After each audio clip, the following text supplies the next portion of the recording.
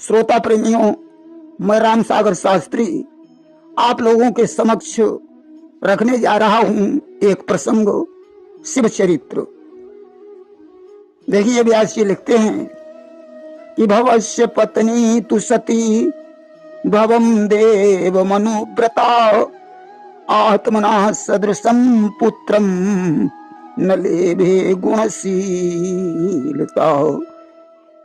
महादेव जी की पत्नी सती सब प्रकार से अनुकूल थी, परंतु उनसे गुणशील के अनुरूप कोई पुत्र नहीं हुआ, क्योंकि उनके पिता दक्ष ने बिना किसी अपराध के शिव का तिरस्कार कर दिया, जिससे युवावस्था में ही सती ने योग अग्नि के द्वारा अपने शरीर को दक्ष की यज्ञशाला में भस्मसात कर दिया और पार्वती के रूप में हिमालय के यहाँ जन्म ले लिया।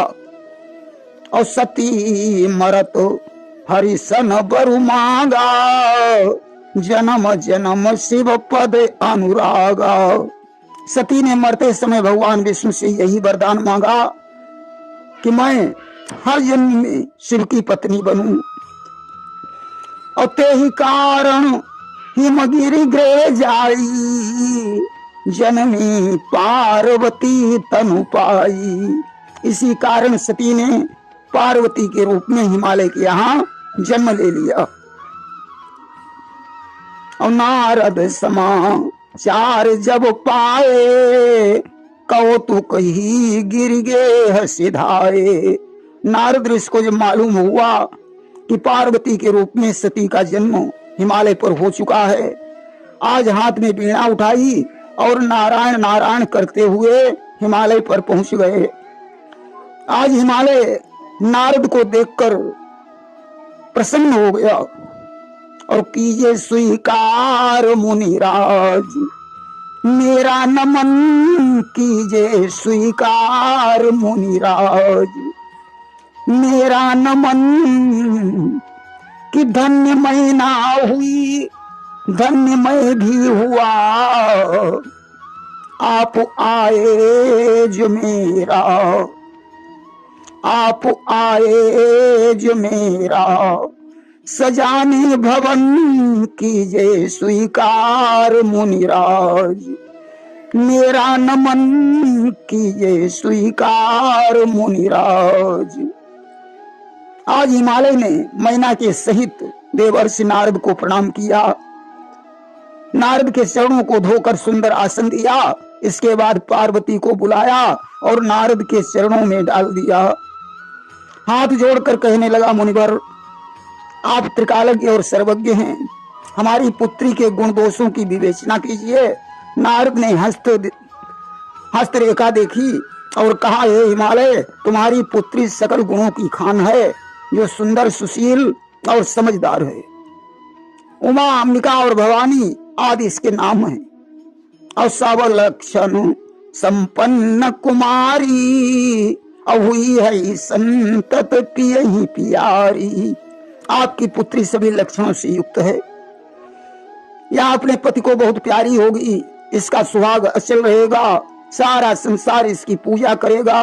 और यही कर नाम सुमेरी संसारा, त्रिय चढ़ी है पतिव्रत यसी धारा। स्त्रियां इसका नाम स्मरण करके पतिव्रत रूपी तलवार की धार पर चढ़ जाएंगी। यह तो इसके गुणों की विवेचना रही। अब दो चार अवगुणों का वर्णन कर रहा हूं।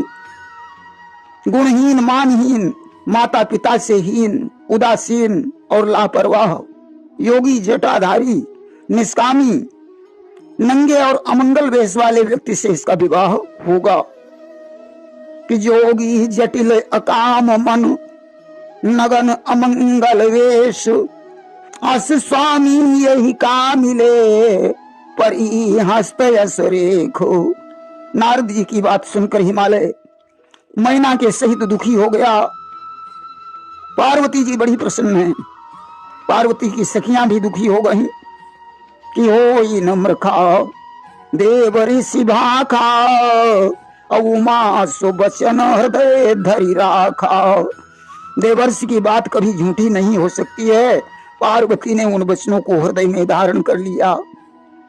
उन्हें शंका बन गई कि शिव का मिलना कठिन हो सकता है।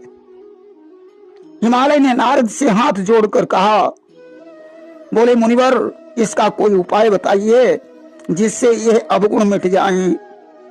नारद ने कहा, हिमवान, ललाट में लिखे हुए को देवता, दानव, मनुष्य, नाग और मुनि कोई नहीं मिटा सकता है।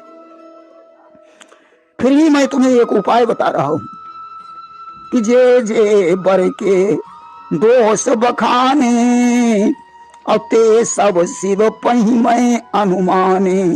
हमने जो जो बर के दोष बताए हैं वे सब दोष भगवान शंकर में पाए जाते हैं, और यदि भगवान शंकर के साथ इसका विवाह हो जाए तो दोषों को भी सब लोग गुण समझेंगे, क्योंकि समर्थ को नहीं दोष गुसाई।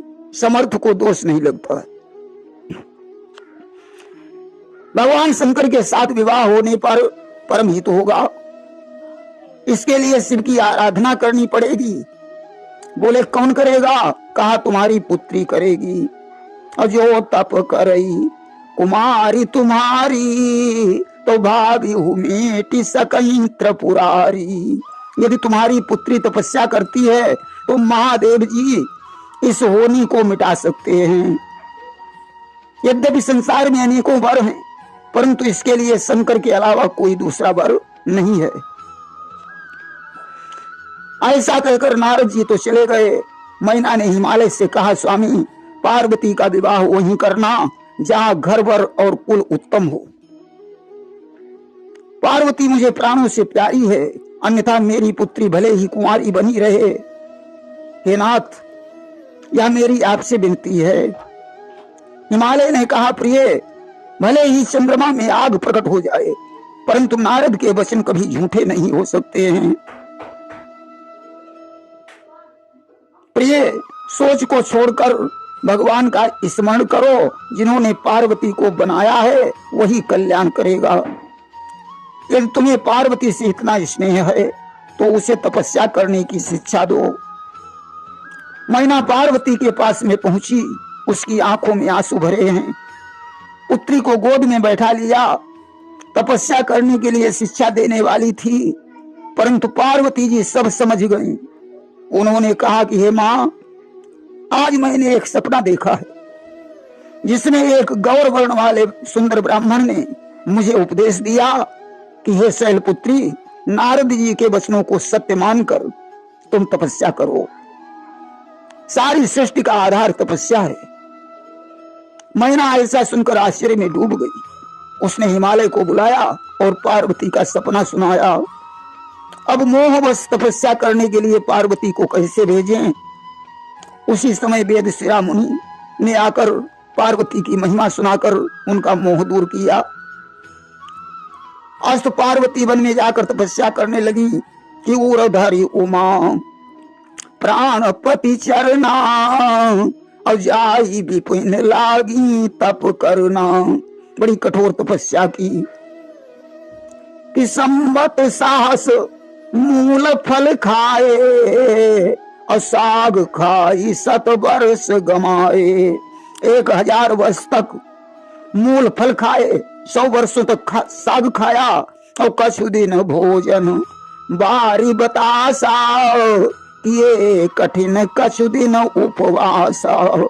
कुछ दिनों तक जल वायु का भोजन किया और कुछ दिनों तक कठोर उपवास किए। बेल पात मही परे सुखाई और 3 सास संवत सोई खाई। 3000 वर्ष तक इन्होंने पृथ्वी पर गिरे हुए सूखे बेलपत्र खाए। फिर उन्हें भी छोड़ दिया तो इनका एक नाम अपर्णा पड़ गया।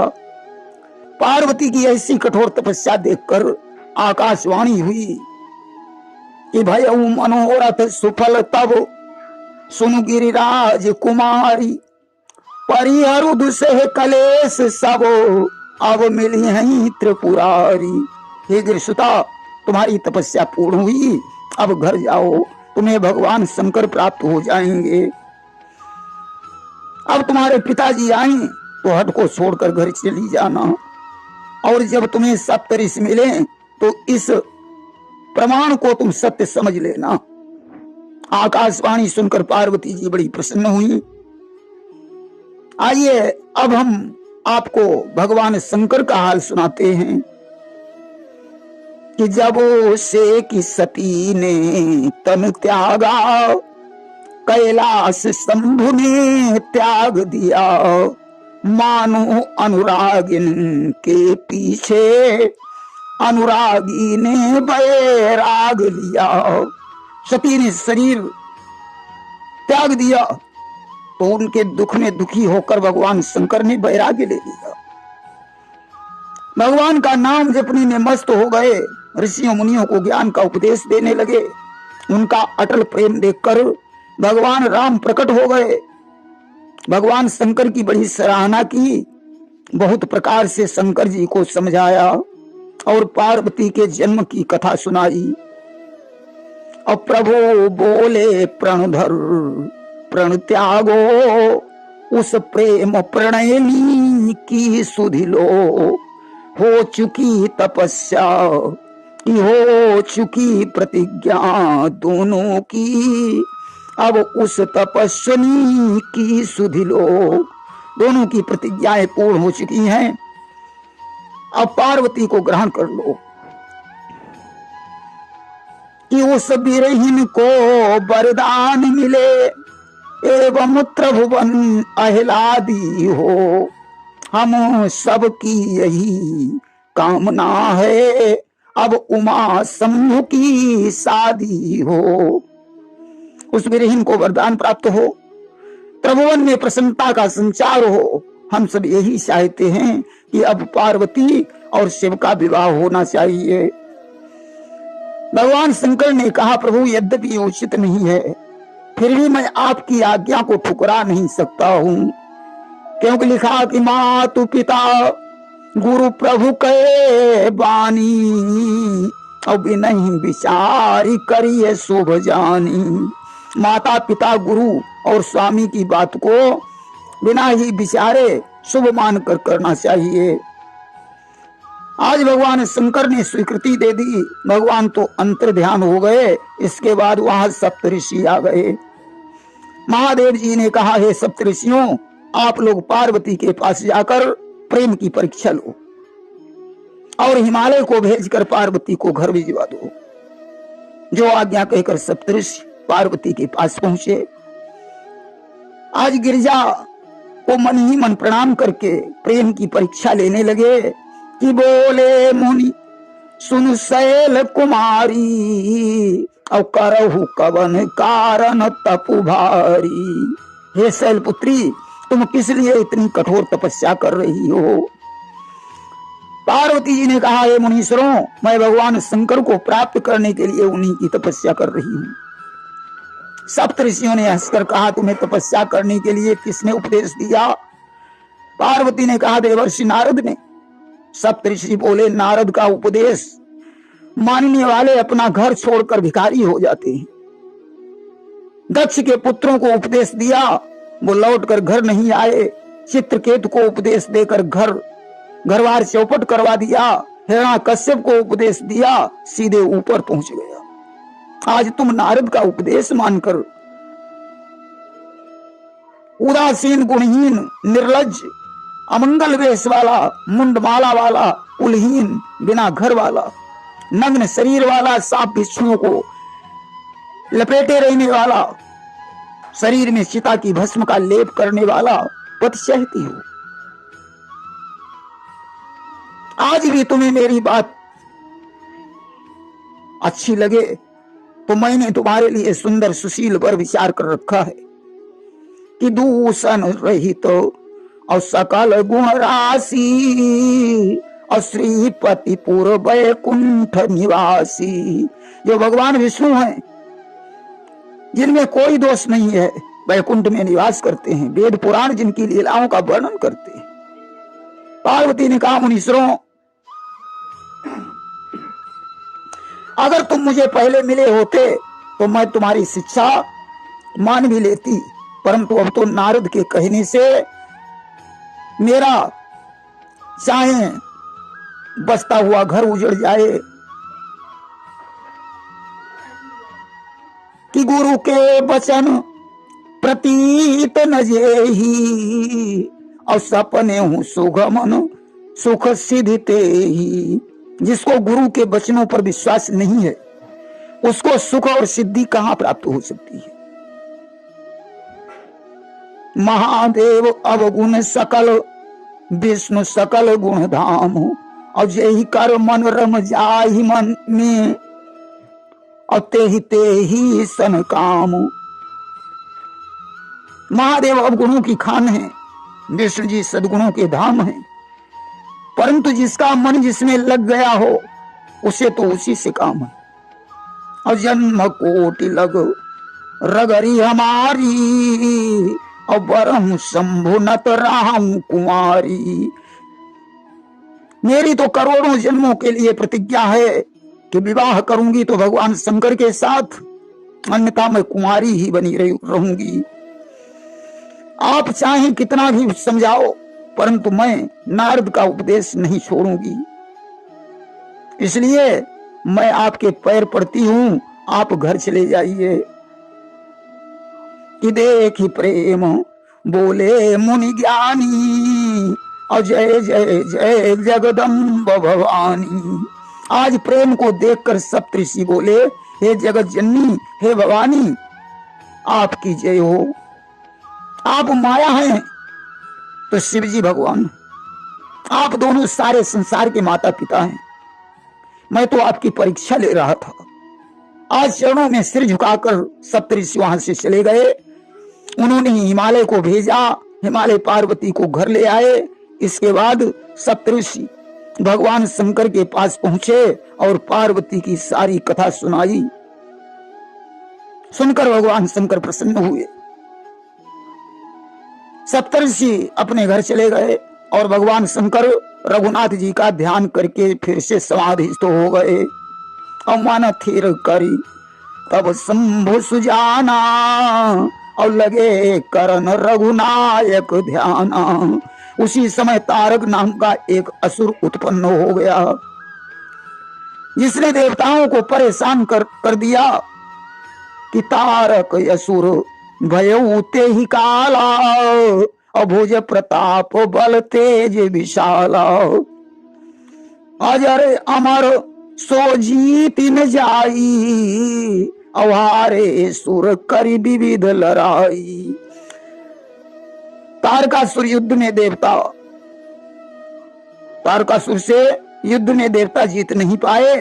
तब सभी देवता मिलकर ब्रह्मा के पास पहुंचे। कि ब्रह्मा बोले तारक का वध शिव का कुमार कर सकता है, पर जब तक वह समाधि में है तब तक अपना काबू क्या है।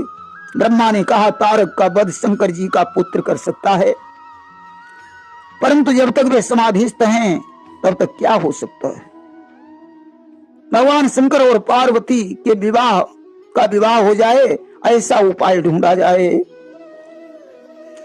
ब्रह्मा ने देवताओं से कहा कि पठबहु काम जाई शिव पाही, और करई क्षोभ शंकर मन माही। तुम जाकर कामदेव को शंकर जी के पास भेजो, जिससे उनकी समाधि भंग हो जाए। तब हम जाकर उनके चरणों में सिर रखकर उन्हें विवाह के लिए राजी कर लेंगे। आज देवताओं ने कामदेव की स्तुति की। मछली के चिन्ह वाली ध्वजा लिए हुए 5 बाणधारी कामदेव प्रकट हो गए। देवताओं ने अपनी विपत्ति सुनाई। कामदेव ने हंसकर देवताओं से कहा कि भगवान शंकर से विरोध करने में मेरी कुशल नहीं है, परंतु परोपकार को सबसे बड़ा धर्म कहा जाता है। इसलिए मैं परहित में अपने प्राणों की बाजी लगाने जा रहा हूं। आज उसने फूलों का धनुष उठाया, बसंत आदि सेना को लेकर प्रस्थान कर दिया और चलत मार असहृदय विचारा, और शिव विरोध ध्रुव मरण हमारा। कामदेव आज विचार करता है कि भगवान शंकर से विरोध करने में मेरी मृत्यु निश्चित है। आज पहुंच गया भगवान शंकर के पास। और मदन के हृदय में जभी कोप धारा, हुआ काम के बस में संसार सारा। गए योग को भूल अब सिद्ध योगी, जो योगी कहाते बने आज भोगी। सभी के हृदय काम ने तीर मारा, हुआ काम के बस में संसार सारा। आज सारा संसार काम के बस में हो गया। सजनों, तुलसीदास जी लिखते हैं कि तब यापन प्रभाव विस्तारा, और निज बस की न सकल संसार। आज सारा संसार काम के वशीभूत हो गया। जिनकी भगवान रक्षा कर रहा था वही शेष बचे। 2 घड़ी तक ऐसा तमाशा हुआ। भगवान शंकर को देखकर कामदेव भयभीत हो रहा है। फिर उसने सोचा लौट जाने में बदनामी होगी, इसने वसंत ऋतु प्रकट कर दी। आज वृक्षों पर सुंदर पुष्प खिल गए, भ्रमर गुंजार करने लगे, अप्सराएं नाचने लगी, परंतु भगवान शंकर की समाधि नहीं खुली। तब कामदेव आम के वृक्ष की डाल पर चढ़ गया और क्रोधित होकर पुष्प धनुष पर 5 बाण चढ़ाए। देखिए, शोषण, दीपन, सम्मोहन, तापन और उन्मादन, ये 5 बाण कामदेव के हैं। इसने कानों तक धनुष को खींचकर शिव जी के हृदय पर 5 बाणों का प्रहार कर दिया। शिव की समाधि टूट गई। भगवान शंकर चारों तरफ देखने लगे और सौरभ पल्लव मदनु बिलोका, भयउ कोप कंपे उतरे लोका। आम के पत्तों में छुपे हुए कामदेव को देखकर भगवान शंकर को क्रोध आ गया। उनके क्रोध से तीनों लोग कांपने लगे। और तब शिव तीसर नयन उघारा, अचितवत काम भयउ जरि छारा। भगवान शंकर ने विचार किया यह क्षमा के लायक नहीं है। इसे नारद ने क्षमा कर दिया था, तो दोबारा इसने उनके पटकी लगा दी। दूसरी बार पुष्प वाटिका में राम के पास गया, सीता जी के कंकड़ किंकण और नूपुरों के रूप में। तीसरी बार राम के विवाह में घोड़े के रूप में गया। आज यह मेरे पास आया है। भगवान शंकर ने तीसरा नेत्र खोला, कामदेव जलकर भस्म हो गया। अब तो संसार में हाहाकार मच गया। कामदेव की पत्नी रति विलाप करने लगी, किया इस शरण में अबला, रक्षा करो पुरारी। रोती विलाप करती विधवा खड़ी ये नारी। रति ने कहा, महादेव मैं बिना स्वामी कैसे जीवित रह सकूंगी। भगवान शंकर ने कहा, रति तुम्हारा स्वामी मरकर भी कहीं नहीं जाएगा। आज से इसका नाम अनंग होगा, बिना शरीर के ये सबको व्यापेगा। और जब यदुवंश कृष्ण अवतारा, हुई है हरण महामयी धारा। जब पृथ्वी का भार हरण करने के लिए भगवान कृष्ण यदुवंश में अवतार लेंगे, तब कृष्ण तनय हुई है पति तोरा, और वचन अन्यथा हो न मोरा। तब भगवान कृष्ण का पुत्र प्रद्युम्न ही तुम्हारा पति कामदेव होगा। रति ने वरदान प्राप्त कर प्रस्थान किया। देवताओं को यह समाचार प्राप्त हुआ। ब्रह्मा को लेकर देवता वैकुंठ लोक में पहुंचे। भगवान विष्णु उन सभी को लेकर भगवान शंकर के पास पहुंचे। सभी ने अलग अलग उनकी स्तुति की। शिव ने कहा, हे देवताओं, कहो किस लिए आए हो। ब्रह्मा ने कहा, महादेव आप तो सब जानते ही हो, फिर आपको बताने की क्या जरूरत है कि सकल सुरन के हृदय अस शंकर परम उछाहु और निज नयनन देखन चाहत नाथ तुम्हार विवाहु। सभी देवता अपनी आंखों से तुम्हारा विवाह देखना चाहते हैं। आपने रति को वरदान देकर बहुत अच्छा किया, अब पार्वती को ग्रहण कर लीजिए। भगवान शंकर ने कहा जैसी आप लोगों की इच्छा। स्वीकृति सुनकर देवताओं ने प्रसन्न होकर फूलों की वर्षा की। उसी समय सप्तऋषि आ गए। ब्रह्मा ने उन्हें हिमालय के घर भेज दिया।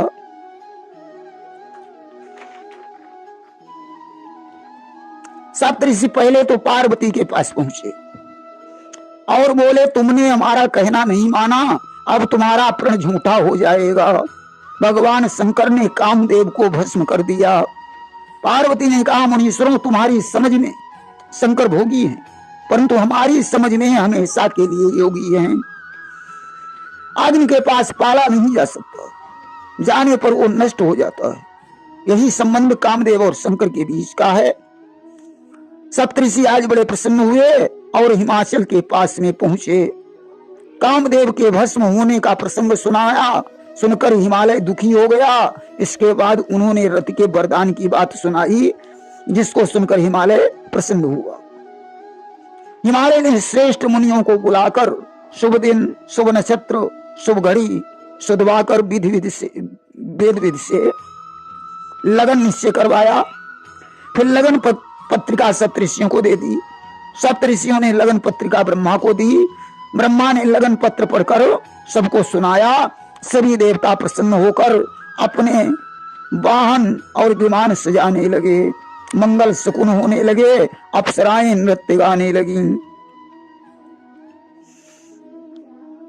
कि जुड़ चला हिमाचल के घर पर पर्वत नदियों का साज वहां और कैलाश शिखर पर एक हुआ भोले का प्रेत समाज वहां। आज भगवान शंकर के गण शिव का श्रृंगार करने लगे कि शिव ही शंभु गण कर ही सिंगारा और जटा मुकुट अहि मोर समारा।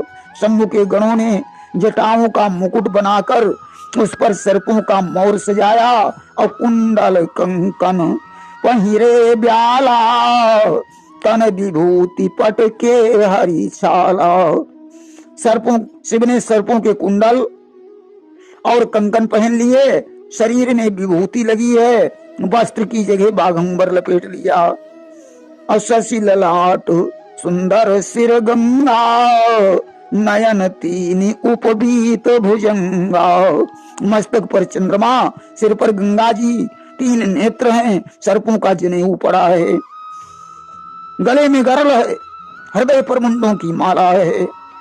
गरल कंठ उर नर सिर माला अशिव वेश शिव धाम कृपाला। उनका वेश अशुभ होने पर कल्याणकारी है। और कर त्रिशूल यरु डमरु विराजा चले बस ही चढ़ी बाज ही बाजा। एक हाथ में त्रिशूल है, दूसरे हाथ में डमरू है। बैल की सवारी पर बैठकर चल पड़े, बाजे बज रहे हैं। और से वहीं देखी सुरतिय मुस्काही कि बर लायक दुल्हन जग नाही। शिव को देखकर देवांगनाएं मुस्कुरा रही हैं और कहती हैं भला इनके योग्य संसार में कौन सी दुल्हन होगी। आज सज्जनों,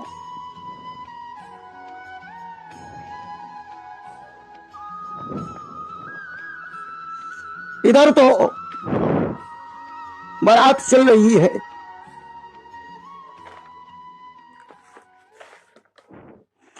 उधर हिमालय ने क्या किया,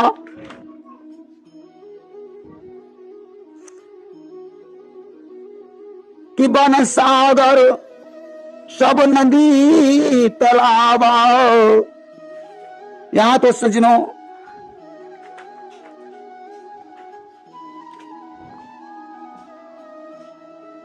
बारात की तैयारी हो रही।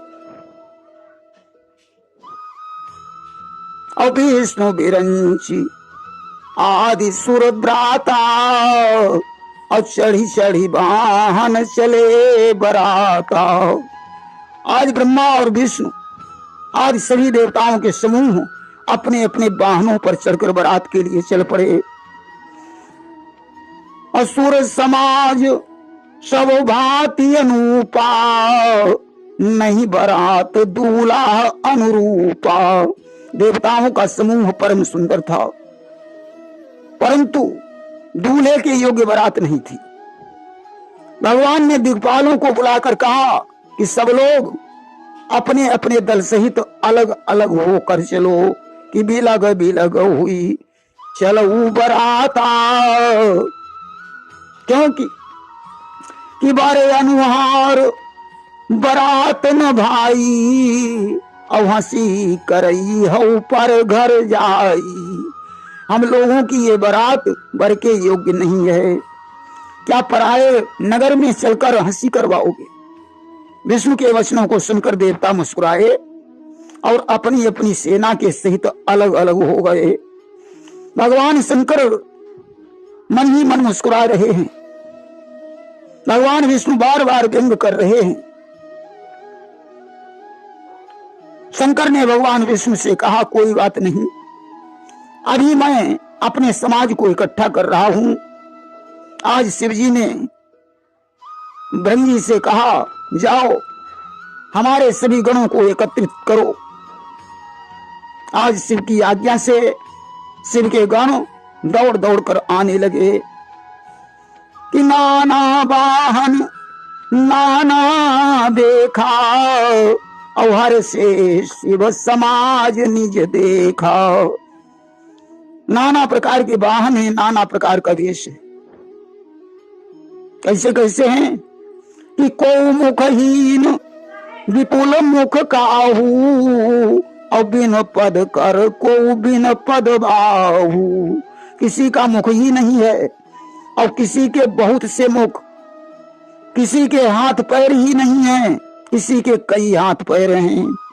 और विपुल नयन को नयन बिहीना और रिष्ट पुष्ट को अति तन खीना। किसी की बहुत सी आंखें हैं, किसी की एक भी आंख नहीं है। कोई बहुत मोटा ताजा है तो कोई बहुत दुबला पतला है। किसी के गधे का सिर लगा है, किसी के सूकर का सिर लगा है, किसी के सियार का सिर लगा है। भूत प्रेत पिशाच योगिनियों की जमात इकट्ठी हो गई। भूत प्रेत नाचने गाने लगे, बारात के लिए चल देते हैं। अब बारात दूल्हा के अनुरूप बन गई कि जस दूल्हा तस बनी बराता और कौतुक विविध होई मग जाता। अब जैसा दूल्हा है वैसी ही बारात बन गई। रास्ते में भांति भांति के तमाशे हो रहे हैं। वाहन की बात करें तो कोई हंस पर सवार है, कोई गरुड़ पर सवार है, कोई हाथी पर सवार है, कोई बैल पर सवार है, कोई घोड़े पर सवार है, कोई रथ पर सवार है तो कोई गधे पर सवार है। आप लोग कहेंगे क्या गधे की भी सवारी होती है? हाँ होती। देखें, टेलीफोन होता यदि गोकुल से मथुरा लाऊं तो कृष्ण के वियोग में राधा दुख पाती क्यों। और छोटी सी माचिस यदि होती सिया के पास तो कानन यशोक में शोक दुख पाती क्यों। फायर ब्रिगेड यदि होता पास रावण के तो कपि के जलाए स्वर्ण लंक जल जाती क्यों। और सुंदर सवारी यदि होती शीतला के पास तो गधा बेचारे को वाहन बनाती क्यों। गधा शीतला माता की सवारी है। अब तो बारात चली, भूत प्रेत एक में मिलने लगे। विष्णु ने कहा रुको, बारात नहीं जाएगी। कहा क्यों? कहा सुनो, सबसे आगे गरुड़ पर सवार होकर मैं रहूंगा और मेरी सेना रहेगी। उसके पीछे हंस पर सवार होकर ब्रह्मा जी और उनकी सेना होगी, और ब्रह्मा जी के पीछे ऐरावत हाथी पर सवार होकर इंद्र रहेंगे और उनके साथी रहेंगे, और उसके पीछे तुम रहोगे और तुम्हारी सेना रहेगी। भगवान शंकर ने स्वीकार कर लिया, कहा कोई बात नहीं, दूल्हा आगे रहे चाहे पीछे, विवाह तो दूल्हा का ही होता है। इधर तो बारात जा रही है, उधर हिमाचल ने क्या किया कि यहाँ हिमाचल रचऊ बिताना, अति विचित्र नहीं जाई बखाना। हिमाचल ने सुंदर मंडप बनवाया जिसका वर्णन नहीं किया जा सकता है। सजनों वन सागर सब नदी तलावा, और हिमगिरी सब कहूं नेवत पठावा। छोटे बड़े पर्वत वन समुद्र नदियों को हिमालय ने न्योता देकर बुलवाया। वे सब सुंदर मनुष्य रूप धारण करके हिमालय के यहाँ आ गए। हिमालय ने सारे नगर को सजवाया, घर घर में मंगल सूचक तोरण, ध्वजा पताकाएं शोभा दे रही हैं। अरे जहां साक्षात जगत जननी जगदम्बा ने अवतार लिया हो, उस नगर की शोभा का वर्णन कैसे हो सकता है। अब नगर निकट बरात सुनियाई, पुरखरु भरु शोभा अधिकाई। बारात नगर के निकट आ गई है। ऐसा सुनकर नगर में हलचल मच गई। और करी बनाओ सजी वाहन नाना, ले न चले सादर अगवाना। अगवानी करने वाले लोग बनाव श्रृंगार करके अनेक प्रकार की सवारियों को सजाकर अगवानी के लिए चल पड़े।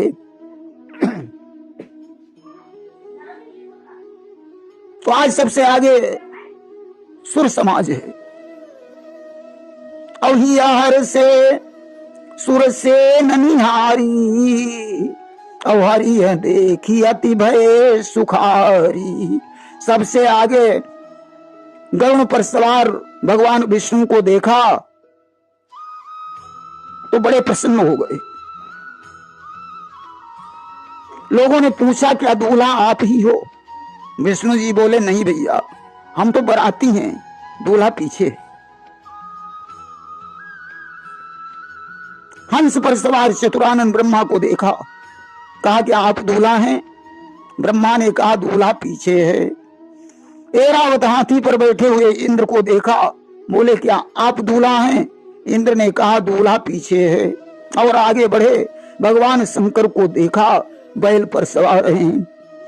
1.5 हाथ को डाढ़ा लटके अंग भभूत रमाए, घनन घनन घंटा ध्वनि होबे भूतन गाल बजाए। भागे तुरतई सकल बराती, देखो हिम की नगरी। आज किसी व समाज जब देखन लागे, तो बिडरी चले वाहन सब भागे। जैसे ही उन्होंने शिव के समाज को देखा तो डर के मारे एक दूसरे के ऊपर गिरने लगे। हाथी घोड़ा रथ बैल आदि वाहन भाग खड़े हुए। अवधारी धीरज तहाँ रहे सयाने, और बालक लई लई जीव पराने। कुछ समझदार लोग वहां डटे रहे, बच्चे तो अपने प्राणों को लेकर भाग खड़े हुए। अब गए भवन पूछहि पितु माता, कहीं बचन भय कंपित गाता। बच्चों के माता पिता पूछते हैं लल्ला बारात देखी? बच्चे डर के मारे कांप रहे हैं। बोले माँ कुछ मत पूछो, बारात नहीं यमराज की सेना आई। भूत प्रेत पिशाच बाराती बनकर आई, जिनका भयंकर रूप देखकर डर लगता है। कहा बेटा दूल्हा कैसा है? बच्चे कहते हैं दूल्हा तो बिल्कुल पागल है, बैल पर सवार है, सांप गले में लपेटे है, मुंडों की माला पहने है, शरीर में भभूत रमाए है, नंग धड़ंग है, एकदम बूढ़ा है। कि बरु बहुरा बस है असवारा, और ब्याल कपाल विभूषण छारा। उसके संग भूत प्रेत पिशाच योगिनियां राक्षस हैं जिन्हें देखकर बड़ा डर लगता है। और जो जियत राही बरात देखत, पुण्य बढ़ते ही कर सही। देखिए सो उमा विवाहु घर घर, बात असी लरिकन कही। जो बारात देखकर जिंदा बना रहे, समझो उसके बहुत बड़े भाग्य हैं। जिसके बहुत बड़े पुण्य होंगे वही पार्वती का विवाह देख पाएगा। ऐसी बात बच्चों ने अपने अपने घरों में जाकर कही। बच्चों की ऐसी बातें सुनकर माता पिता ने उन्हें समझाया, डरने की बात नहीं है, ये तो भगवान शंकर की लीला है। और लैया भगवान बरात ही आए, अब ये सब ही जनवास सुहाए। अगवानी लेने वाले लोग बारात को लिवा लाए, सुंदर जनवासा दिया।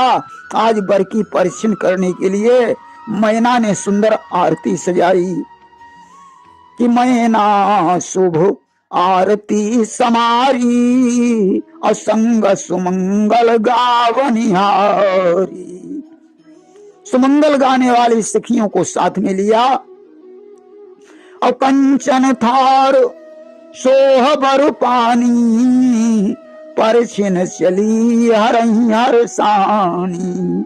सुंदर हाथों में सोने का थाल लेकर मैना भगवान शंकर का परछिन करने के लिए पहुंची। जैसे भगवान का विकट वेश देखा कि देखा जहां महेश का विकट वेश विकराल, भाग पड़ी सब नारियां, पड़े रह गए थाल। भगवान शंकर का विकट रूप देखकर सभी नारियां भाग गईं। भगवान शंकर मुस्कुराते हुए जनवास में पहुंचे। मैना के हृदय में बड़ा दुख हुआ। आज उसने पार्वती को गोद में बैठा लिया और रोने लगी। बोली, जिस विधाता ने तुम्हें इतना सुंदर बनाया है, उसने तुम्हारे लिए बावला वर कैसे बना दिया। मैं तुम्हें लेकर पहाड़ से कूद पड़ूंगी, आग में जल जाऊंगी, समुद्र में डूब मरूंगी, मगर ऐसे वर के साथ विवाह नहीं करूंगी। देखिए, विवाह में गालियां किसको मिलती हैं? मझिया को। और इस विवाह में मझिया कौन है? नारद। आज मैना नारद को कोसने लगी कि नारद कर मैं काह बिगारा, और भवन मोर जिन बसत उजारा। नारद ने मेरा बसता हुआ घर उजाड़ दिया। ऐसे वर के लिए मेरी पुत्री से इतने दिनों तक तपस्या करवाई। आज भवानी ने अपनी माता को दुखी देखा। बड़ी कोमल वाणी में माता को समझाने लगी कि हे माँ, विधाता का लिखा हुआ कभी मिटाया नहीं जा सकता, कि कर्म लिखा और जो बाउर नाहू, और तऊ कत दोष लगाई काहू। मेरी किस्मत में यदि ऐसा ही वर लिखा है तो किसी को क्या दोष दिया जाए? क्या विधाता के अंक तुम्हारे द्वारा मिटाए जा सकते हैं?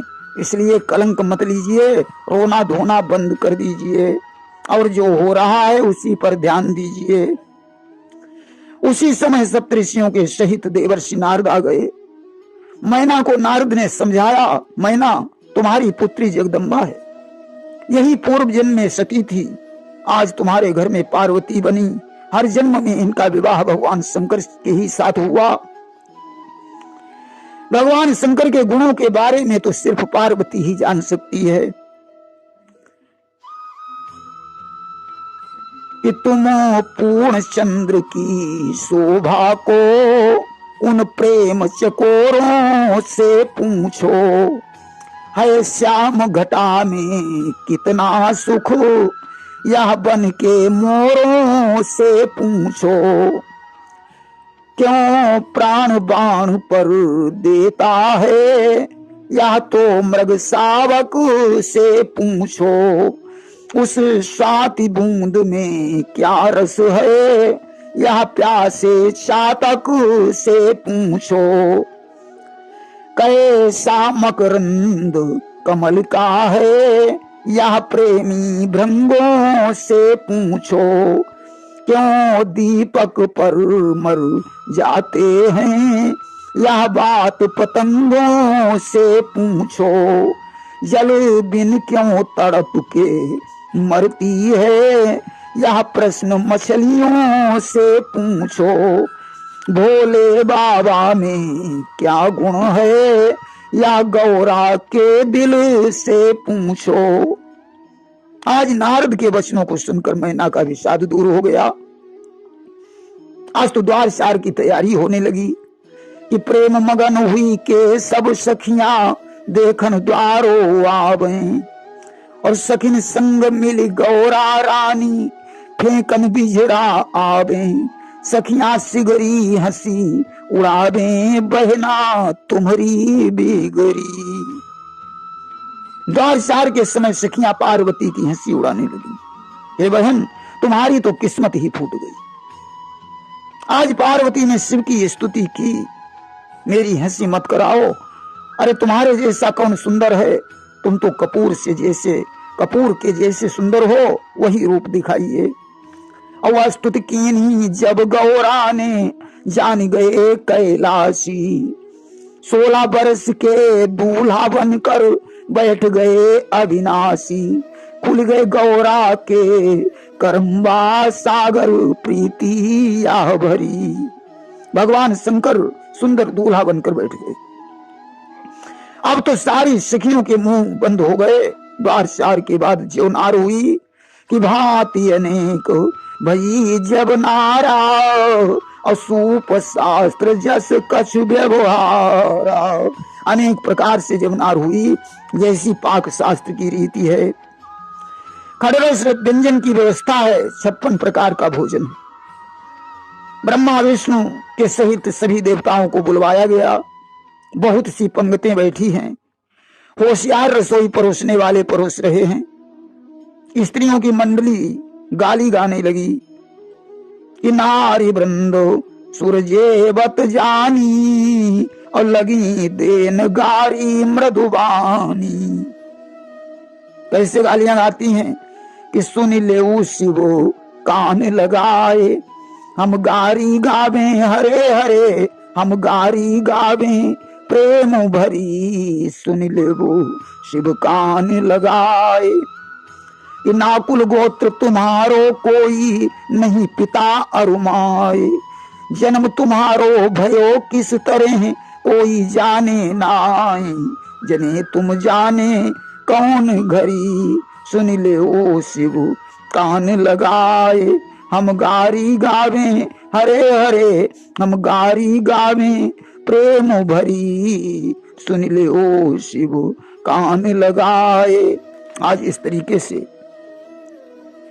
भोजन करने के बाद हाथ मुंह धुलवाया गया, पान खिलाकर विदा कर दिया। लोग जहां ठहरे हुए थे वहीं चले गए। मुनियों ने हिमालय को लगन पत्रिका सुनाई, वेदी की रचना हुई। एक दिव्य सिंहासन पर भगवान शंकर विराजमान हुए। इसके बाद उमा को बुलवाया गया, सखियां श्रृंगार करके उमा को ले आई, बेटी विराजमान हुई। दोनों ने गणेश जी का पूजन किया। साकोचार के समय मुनियों ने शिव से पूछा, अपने पिता का नाम बताइए। शिव ने कहा ब्रह्मा जी। कहा अब अपने बाबा का नाम बताओ, बोले विष्णु जी। कहा अपने परबाबा का नाम बताओ। शिव ने कहा परबाबा तो मैं ही हूं। आज हिमालय ने कन्यादान किया कि गही गिरीश और कुश कन्या पानी, और भवही समर्पी जानी भवानी। हिमालय ने हाथ में कुश लेकर पार्वती का हाथ भगवान शंकर के हाथों में दे दिया। और पाणी ग्रहण जब की न महेशा, अभिहर से तब सकल सुरेशा। आज सारे देवता बड़े प्रसन्न हुए। मुनिवृंद वेद मंत्र पढ़ने लगे कि शिव जी को होत विवाह, भमरिया परन लगी शिव जी को होत विवाह। कि 1 2 3 4 5 6 7 भमरियां परन लगी शिव जी को होत विवाह। कि 7 भामर शंकर घूमे छायो अति उत्साह। भमरियां परन लगी शिव जी को होत विवाह। आज हर गिरिजा कर और भयऊ विवाहू सकल भुवन भरी रहा उछाऊ। आज भगवान शिव और गिरिजा का विवाह हो गया। 14 भुवन बड़े प्रसन्न हैं। हिमालय ने बहुत कुछ दहेज दिया कि अन्न कनक भाजन भरी जाना और दायज दीनन जाई बखाना। अन्न सोने के बर्तन गाड़ियों में लदवा दिए, दासी दास हाथी घोड़े रथ गाय वस्त्र मणिमाणिक बहुत कुछ दहेज में दिया। इसके बाद हिमालय ने शिव के चरण छूकर विनती की कि नाथ उमा मम प्राण सम ग्रह किंकरी करेहु क्षमेहु सकल अपराध अब हुई प्रसन्न बर देहु। उमा मेरी प्राणों से प्यारी है, इसे अपनी दासी बना लीजिए और इसके अपराधों को क्षमा करते रहना। मैना के आंसू बंद नहीं हो रहे। भगवान शंकर ने बहुत कुछ समझाया। तब वह शिव जी के चरण छूकर घर चली गई और पार्वती को गोद में बैठाकर सुंदर शिक्षा दी कि करहु सदा शंकर पद पूजा और नारी धर्म पति देव न दूजा। तुम शंकर के चरणों की सेवा करना, नारियों के लिए पति ही देवता होता है। ऐसा कहकर रोने लगी। बार बार पार्वती के चरणों में गिरती हैं, पुत्री को हृदय से लगाती है। अब पार्वती अपनी सखियों से मिली, इसके बाद फिर माता से जाकर मिली। बार बार माँ से मिलन के बाद सखियां उन्हें भगवान शंकर के पास में लाई। महादेव जी ने सभी याचकों को संतुष्ट किया और विदा होकर कैलाश पर्वत पर आते हैं। बिहार गिरिजा बिहार नित नयऊ और यही विधि विपुल काल चली गए। बिहार करने लगे, काफी समय बीत गया। और तव जन्म खट बदन कुमारा तारक असुर समर जय मारा। इसके बाद स्वामी कार्तिकेय का जन्म हुआ, जिन्होंने तारकासुर का हनन किया। देव वृंद प्रसन्न हुए। प्रेम से बोलिए वृंदावन बिहारी लाल की जय।